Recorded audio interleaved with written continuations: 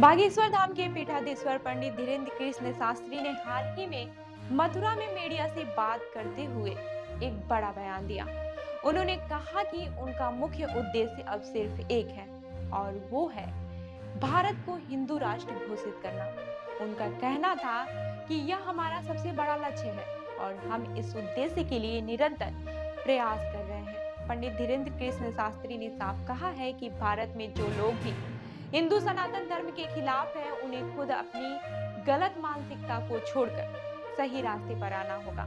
उन्होंने बताया कि हिंदू राष्ट्र की स्थापना के लिए एक पदयात्रा शुरू हो जाएगी जो ब्रज क्षेत्र से निकलेगी।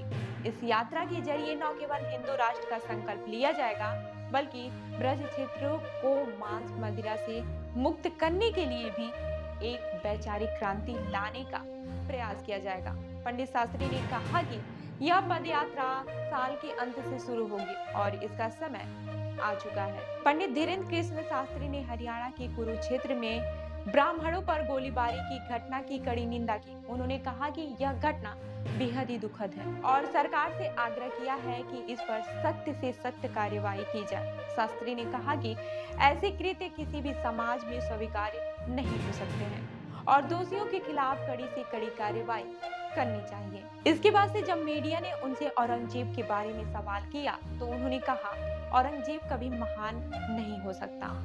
उनका कहना था कि एक व्यक्ति जो देश को तोड़ने का काम करता है वह कैसे महान हो सकता है।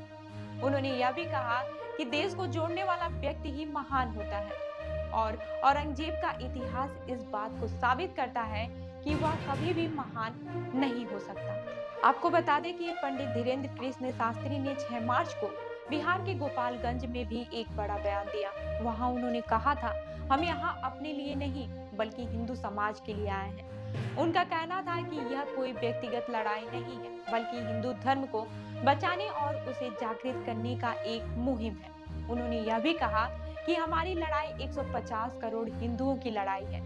पंडित शास्त्री ने अपनी बात को और भी मजबूती से रखते हुए कहा कि दुनिया में 65 से ज्यादा इस्लामिक देश है, 95 से ज्यादा ईसाई देश है और एक यहूदी देश है। उन्होंने उदाहरण देते हुए कहा कि अगर किसी देश से मुसलमानों को निकाला जाए तो 65 देश उसका स्वागत करेंगे। इसी तरह ईसाइयों और यहूदियों के लिए भी दुनिया में जगह है, लेकिन हिंदुओं के लिए क्या होगा?